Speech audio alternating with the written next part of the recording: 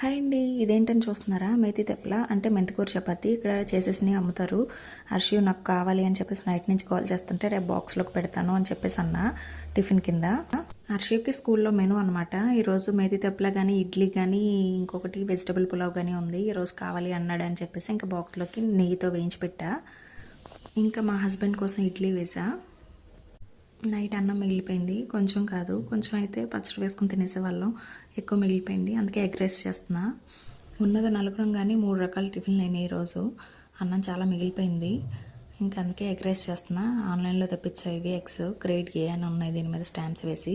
ఒక్కొక్కటి 8 rupees 9 rupees పడుతుంది ఈ చెగ్. ఎగ్స్ ఇక్కడ దొరకడం చాలా తక్కువ. మార్నింగ్ నా బిజీలో నేనుంటే అన్షి పిలుస్తుంది గట్టిగా, ఏమైందని వెళ్ళి చూస్తే అది రాసింది అని చెప్పేసి చూపిస్తుంది అనమాట. ఏం రాసామంటే ఏ అని చెప్పేసి అంటుంది. ఈలోపు ఎగ్ రైస్ ఒకసారి కలిపేసి తీస్తున్నా.